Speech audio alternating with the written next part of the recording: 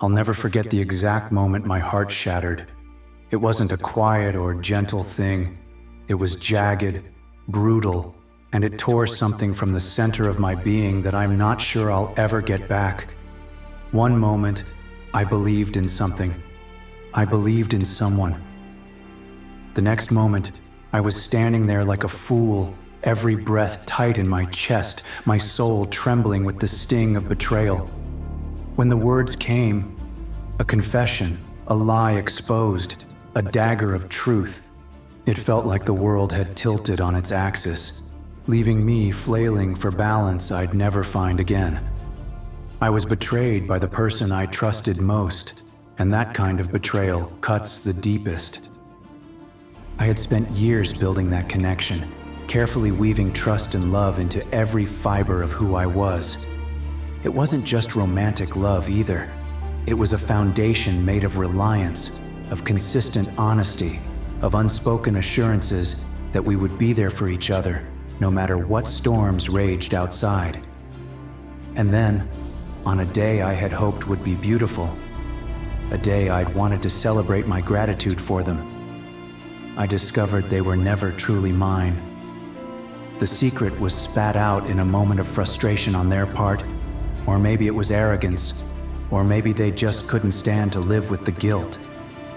And there I stood, my heartbeat echoing in my ears, that horrifying sense of my chest caving in.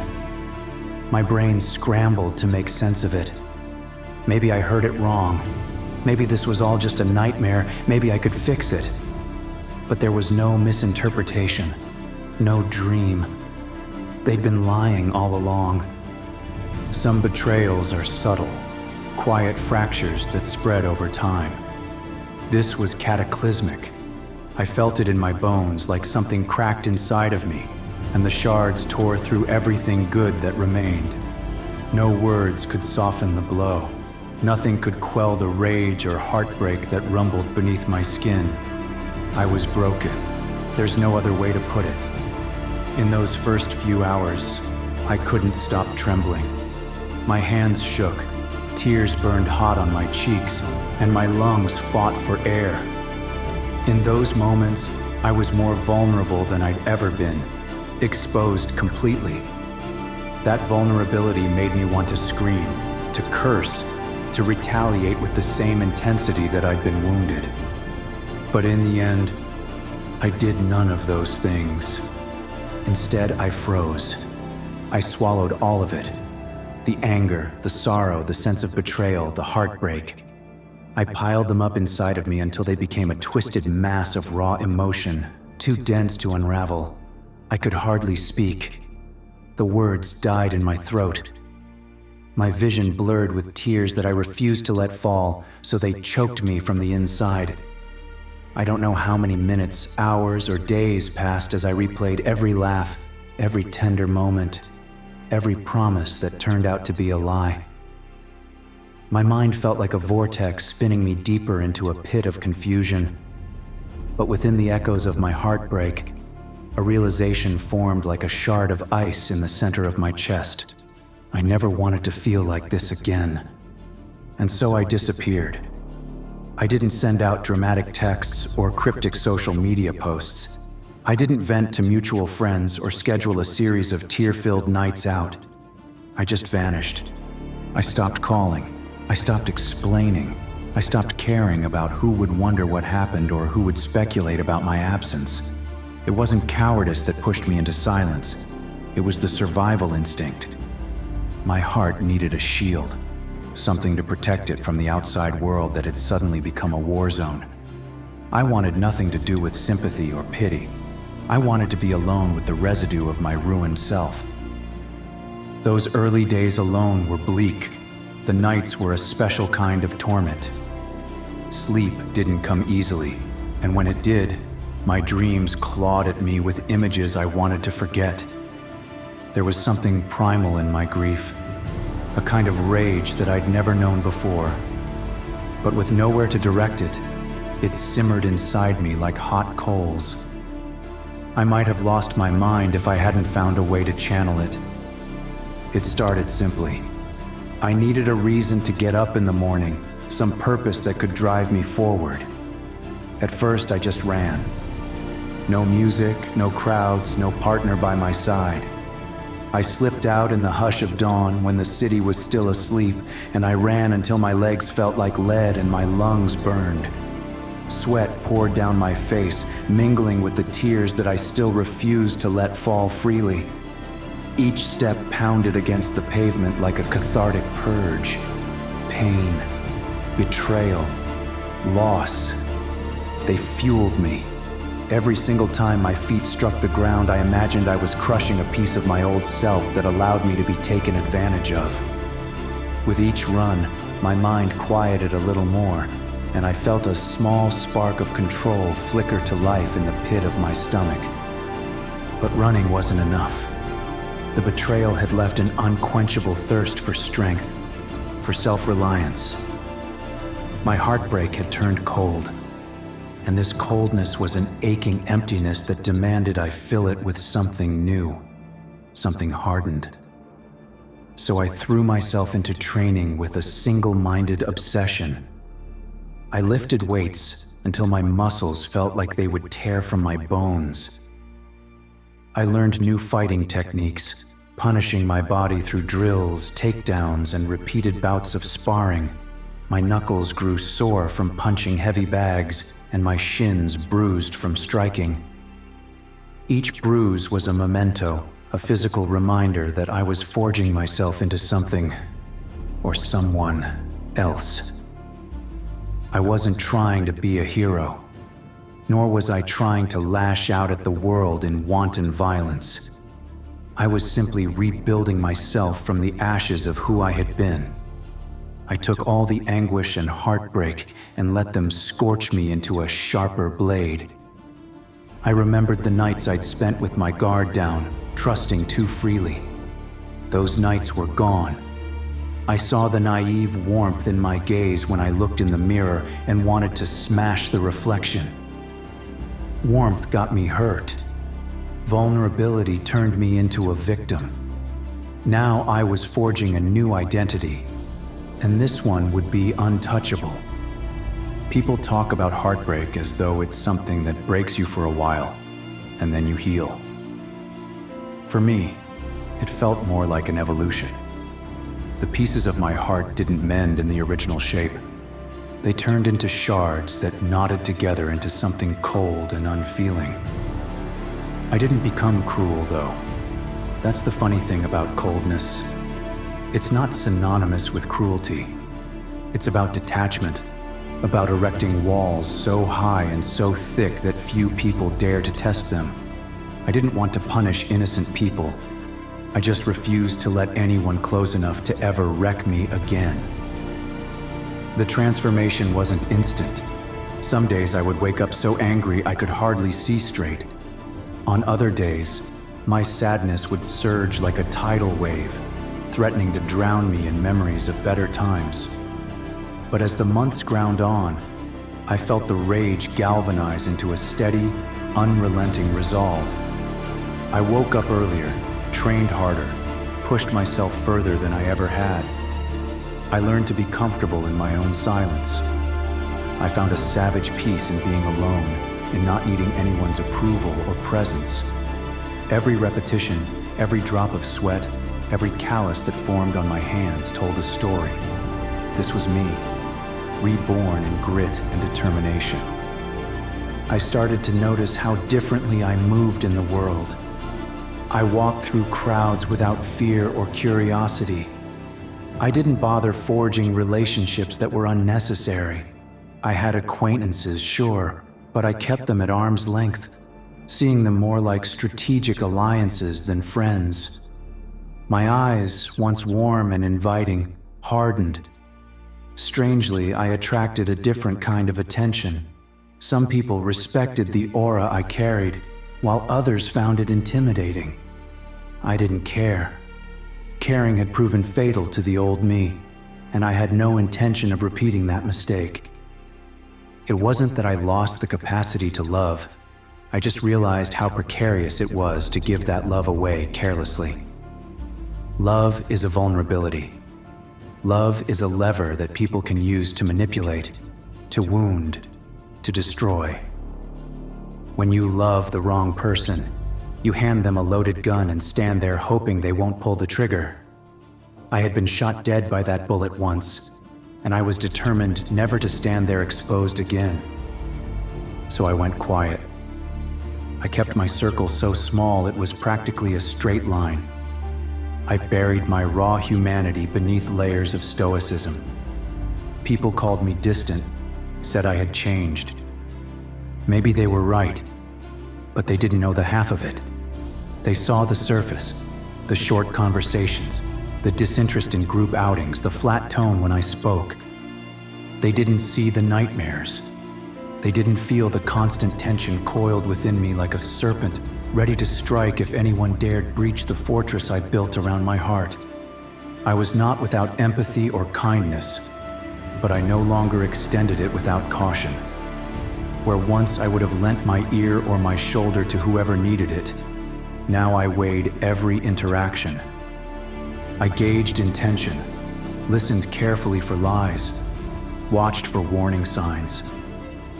I trusted my instincts in a way I never had before, and the coldness helped clarify my instincts like never before. I learned to read the slight twitch in someone's expression, to sense hidden agendas in the subtle waver of a voice.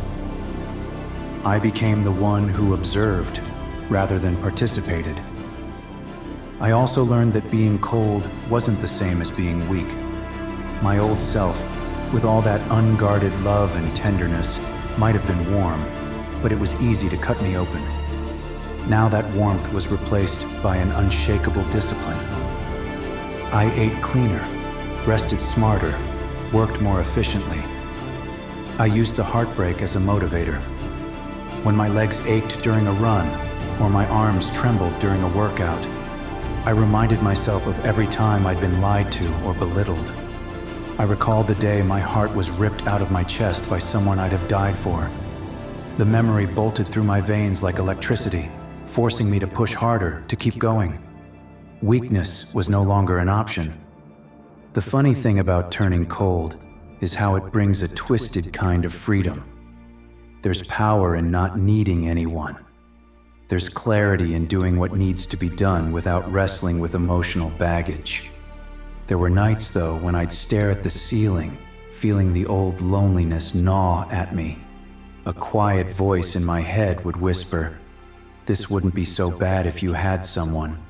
And I'd answer it, "I did have someone once." And look where that got me. The conversation ended there. I'd roll out of bed and drop into push-ups until my body screamed at me to stop. Better to feel that physical burn than the echo of heartbreak. People started noticing changes in my demeanor. They saw the darkness in my eyes, the calm in my voice that suggested I didn't fear confrontation. In fact, confrontation no longer rattled me at all. So-called friends came and went. Some tried to pick my brains, attempting to unearth the reason behind the shift. I offered no explanations. I simply kept moving, forging ahead on my path. Every day was another opportunity to reinforce my emotional walls, to build my body and mind into a fortress. My transformation was evident in the way I carried myself. A lethal confidence, an unwavering determination. I found solace in the quiet hours, those times before sunrise or after midnight when the world was asleep. I'd breathe in the silence, letting it wrap me in its cold embrace. I realized I wasn't truly empty. No, my soul still burned with a fiery intensity, but that fire was contained, channeled. I no longer let it spill over into aimless compassion or wide-eyed optimism. The fire fueled only me, powering my ambitions and fueling my desire to never feel powerless again. Over time, the training became more than just a coping mechanism. It became my identity. Friends began introducing me as the machine, joking about my discipline and relentless pace. They had no idea how apt that name was. I was a machine, fueled by heartbreak, driven by a need to protect myself from the pain that once ripped me apart. I moved differently, spoke differently, and thought differently. My approach to life was calculated and efficient. Heartbreak had robbed me of my illusions, but it gave me an edge that no one could steal. Some people might think turning cold is a tragedy, that losing your tenderness means you've lost what makes you human. I disagree. I found that my heart, though guarded, still had the capacity to care. I cared about principles, about loyalty, honesty, and strength of character. I cared about justice in my own way. I found people who'd been used and discarded as I had, and though I never let them close enough to see all my scars, I stood up for them if they needed a silent ally. Coldness was simply my new approach, a protective stance in a world that had shown me its fangs. A day came when I ran into the person who shattered me. They tried to greet me like an old friend, their eyes flickering with a hope that maybe they could slip back into my life. The part of me that once would have melted in confusion or sorrow now felt nothing. There was no warmth, no hatred, no longing, just a quiet indifference. I gave them a curt nod, letting them see in my eyes that whatever existed between us was dead. That might have been the most liberating moment of my life. Betrayal no longer held me hostage. I wasn't seeking revenge or closure. I simply didn't need anything from them. Their presence was inconsequential. The rumor mill churned after that. People said I'd changed, that I was cold-hearted, that heartbreak had turned me into a shell of the person I used to be. They weren't entirely wrong, but they also didn't understand that I'd never felt more alive. Every scar, emotional or physical, told a story of the nights I had survived, the illusions I had shed. I saw myself as a masterpiece of broken pieces, welded back together with steel resolve. As the seasons changed, I took on new challenges, new goals. I pushed my limits in competitions, traveled to train with experts, devoured books on psychology and strategy. I refined my body and mind with ruthless dedication. The betrayal that once smoldered in my chest was now a polished weapon, something I wielded instead of something that controlled me. There was a thrill in that, a raw power that came from turning vulnerability into an advantage. Along the way, I realized something else. Coldness doesn't equate to emptiness. My heart still beat with determination, with an undying hunger to be better than the person who was once left in the rubble. But I had stripped away the illusions of sentimentality. I recognized that not everyone deserved my best. I became selective in who I allowed to witness my smoldering fire.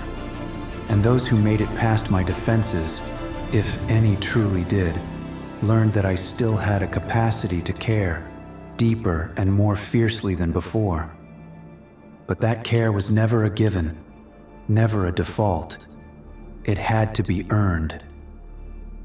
My newfound outlook also changed the way I pursued my life's ambitions. I was no longer content with mediocrity.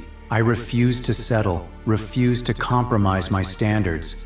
Some called it ruthless, but I called it focused. I learned that if something wasn't helping me grow or adding value to my journey, I had no space for it. Every time I felt the ghost of that old hurt or the whisper of bitterness, I channeled it into action, into forging the life I wanted, the body I wanted, the mind I wanted. I'd like to say that the rage dissipated, that I found some form of zen, but that would be a lie. The rage simply became an undercurrent, a low hum behind my thoughts, pushing me ever forward. It reminded me that the world is not always kind, and that kindness without vigilance leads to heartbreak. I let that rage sharpen my senses, keep me alert, keep me hungry. It was the fuse that lit the dynamite in my workouts, my job, my interactions with the world. but I never let it explode uncontrollably. I kept it on a tight leash because an untamed rage is nothing but chaos, and I had no interest in self-destruction. Every so often, I'd think back to who I was before all this. I'd remember the warmth, the easy laughter, the blind faith in people. A part of me missed that innocence, missed the simpler days when I believed that goodness begets goodness. But then the memory of the pain returned, that twisting, gut-wrenching pain of betrayal, and I knew I could never go back. That version of me was dead, and I had buried them with every mile I ran, every weight I pressed, every drop of sweat that hit the gym floor. The world had killed the old me, and in its place, they created someone unstoppable. By the time I realized how far I'd come, I also recognized something else. Heartbreak didn't break me. It built me. The cracks had been filled in with molten fury and determination, forging a new structure that was twice as strong. The heartbreak was my crucible, the fire that burned away my naivety and made me see the world for what it really was, a place where trust can be lethal if given to the wrong hands. To the outside observer, I might appear heartless, but I know the truth. My heart still beats in my chest, pounding with controlled intensity. I still feel compassion for those who deserve it, still admire the fierce beauty of loyalty and honesty. But I no longer chase illusions or beg for scraps of affection. I no longer open the gates to my heart for just anyone. I operate with precision, measure people with a critical eye, and act accordingly. I speak little, but I act decisively. That's not heartless. That's survival. That's evolution. Sometimes I see the shock on people's faces when they realize I'm not the person I used to be. Maybe they expected me to break down in tears or seethe in open rage. Maybe they hoped to see me crumble under the weight of old wounds. They don't realize I've already done my crumbling. I've already been to the darkest pit, and I crawled out stronger. I let my actions speak for me. Let my dedication to my path showcase how formidable I've become. So here I stand now, with scars that run deeper than the eye can see, armor forged from the remnants of betrayal, and a mind sharper than any double-edged sword. I am not a hero or a villain. I am something else entirely, a testament to the fact that pain can be transformed. My silence isn't weakness.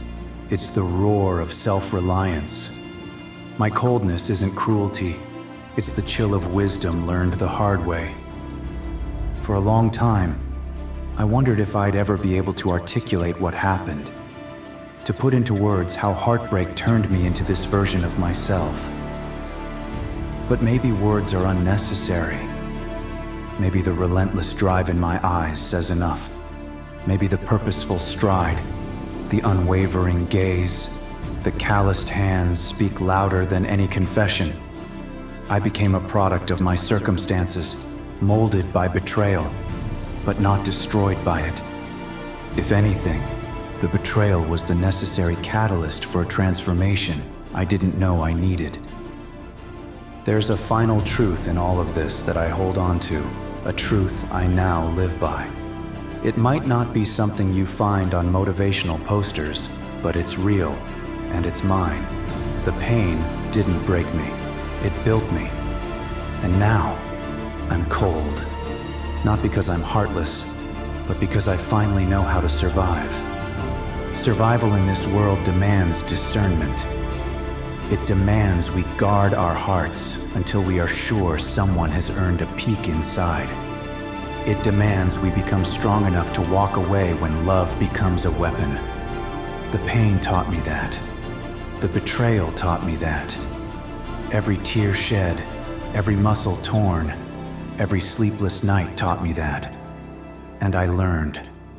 I learned so thoroughly that the lesson became part of me, etched into every cell of my being. If they wanted to break me, they should have tried harder when I was still naive, still soft. Because the version of me they created with their cruelty, with their lies, is a version that doesn't bow or beg or cling. This version of me stands tall, eyes forward, muscles coiled, heart barricaded behind unyielding steel. And for that, I'm almost grateful for the betrayal. It's a strange gratitude, laced with bitterness and acceptance in equal measure. But it's real, nonetheless. I hope they remember what they did, how they lied, how they shattered the old me. I hope it weighs on them sometimes, that they wonder where I went, how I ended up like this. Because the truth is, I didn't vanish. I just went deeper into myself, harvesting the pain, sharpening the sorrow, forging a new destiny. I emerged from the ashes they left behind, unstoppable in a way I never was before. So here I am, unapologetically cold, not cruel, not heartless, just untouchable in all the ways that matter. And perhaps one day, if I choose, I'll let a flicker of warmth glow within me again. But it will be on my terms. I'll decide who's worthy of stepping into my space. Until then, I'll keep building. I'll keep executing. I'll keep dominating. Because I finally understand what it means to be truly free. And for anyone out there who thinks love is just a game to be played, consider this a warning. There are those of us who've bled, who've cried, who've lost everything, and come out colder, fiercer, and far more dangerous than you can imagine.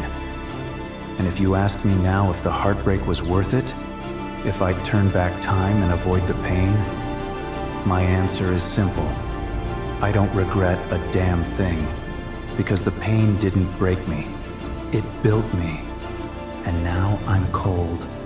Not because I'm heartless, but because I finally know how to survive.